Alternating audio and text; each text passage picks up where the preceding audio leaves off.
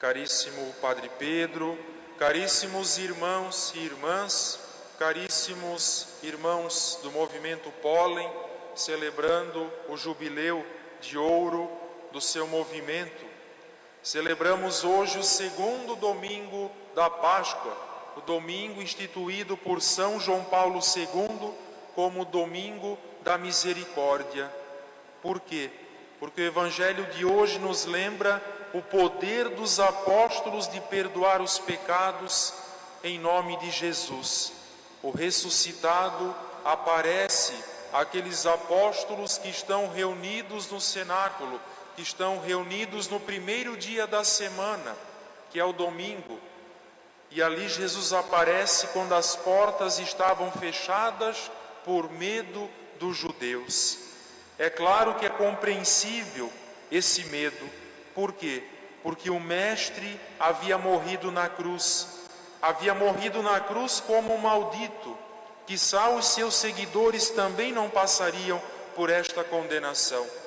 Quem morria na cruz era considerado um grande maldito. Mas não esperavam que esse maldito, entre aspas, o Rabone, aparecesse no meio deles, ressuscitado, vivo, vencedor, com as marcas das suas santas chagas.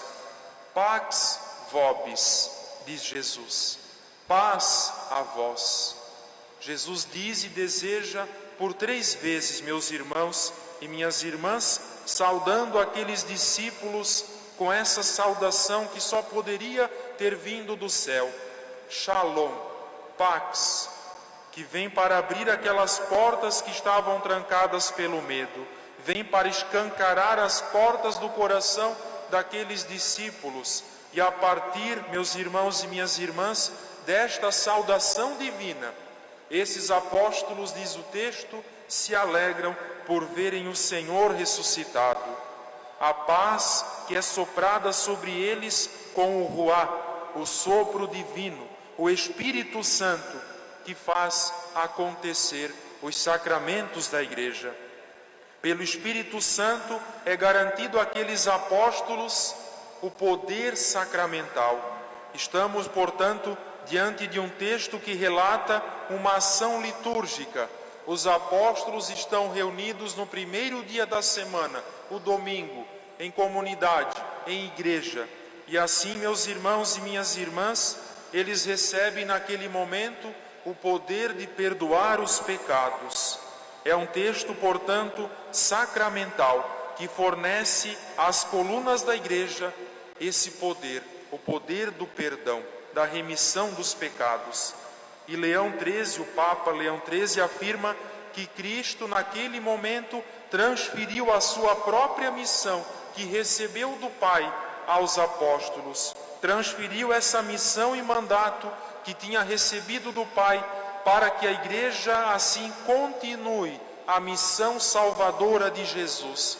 E por isso podemos dizer que o sacerdote age sempre na liturgia in persona Christi, na pessoa de Cristo. Ele exerce então o mandato de Cristo, que Cristo recebeu do Pai. Como o Pai me enviou, eu também vos envio. E assim começa a se formar o redil de Cristo, através dos apóstolos, meus irmãos, que sempre, pelos séculos, são iluminados pelo Espírito Santo para guiar a igreja que não é minha, mas divina. A igreja que não é humana, mas é divina, porque ela foi um desejo de Deus e por isso santa.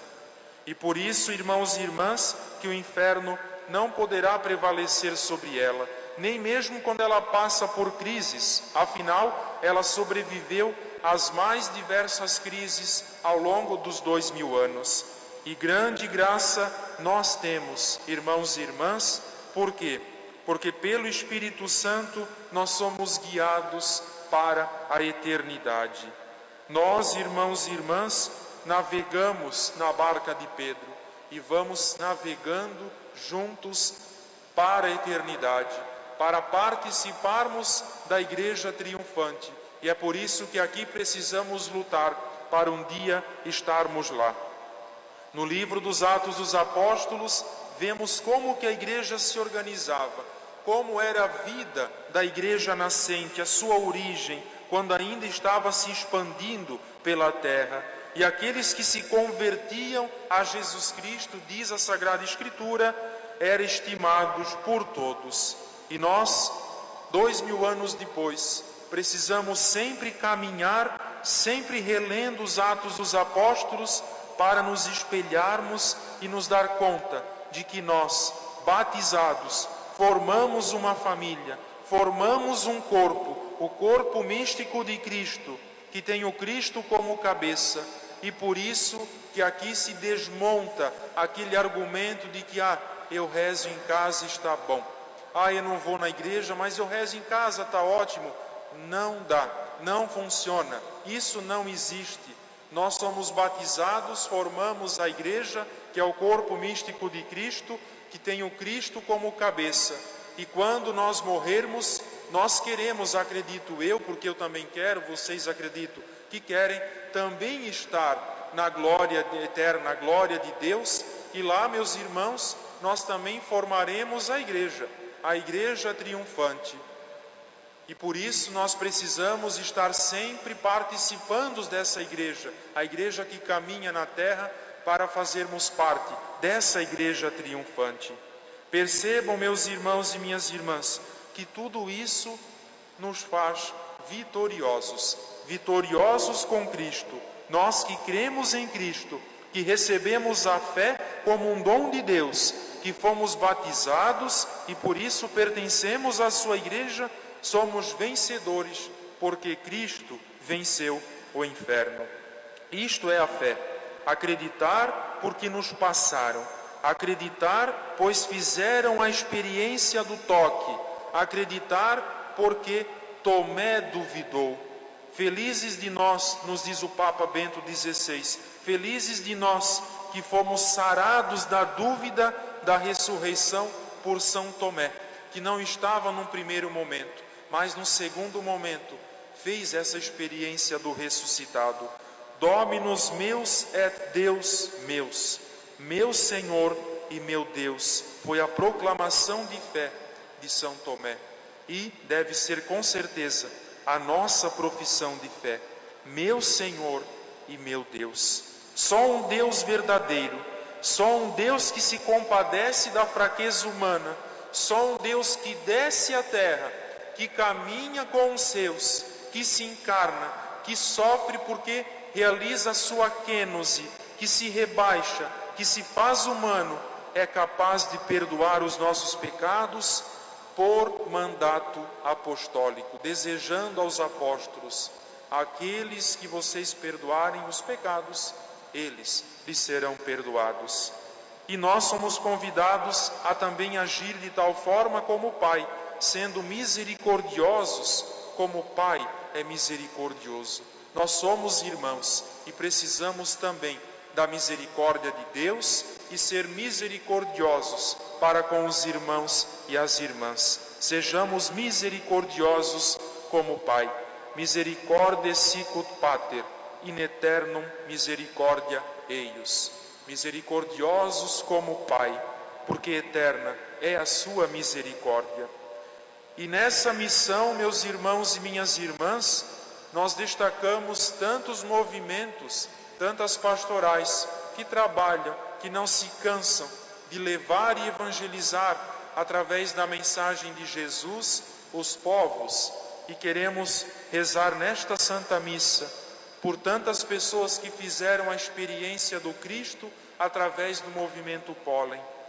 Meus irmãos, esse movimento tem se dedicado há 50 anos pela causa da evangelização. E quando se participa de um retiro do Pólen, quando se participa das pregações, das conferências, das reuniões, dos momentos do Pólen, nós temos essa certeza de que o Cristo ressuscitado é o movimento central daqueles que buscam encontrar no Pólen a certeza para a sua fé. O testemunho daqueles que fazem a experiência do movimento Pólen é um testemunho de convicção, e isso é muito bonito. porque somente quem faz o encontro com o Cristo é capaz de testemunhar com convicção, com fé, aquilo que fez, aquilo que realizou. E o movimento Pólen proporcionou e continuará proporcionando esses momentos aos nossos jovens, resgatando os nossos jovens, mostrando aos nossos jovens que Cristo ressuscitou e quem está com Cristo é vitorioso. Meus irmãos e minhas irmãs, vamos rezar e agradecer ao movimento Pólen pelo trabalho até aqui realizado e rezar pelo trabalho que continuará se realizando em nossa arquidiocese. É um movimento que atinge e abrange várias paróquias da nossa arquidiocese e louvamos e agradecemos a Deus por cada Pólen, pela experiência, pelo testemunho daqueles que descobriram, quantos que descobriram o Cristo através do movimento Pólen. Isso eu dou testemunho, porque vários vieram me dizer, eu descobri o Cristo, porque o Pólen me mostrou o Cristo. Irmãos e irmãs, agradeçamos a este movimento e vamos pedir a Deus para que continue também lançando as suas redes nesse mundo que tanto precisa redescobrir o Cristo ressuscitado. Em nome do Pai, e do Filho, e do Espírito Santo.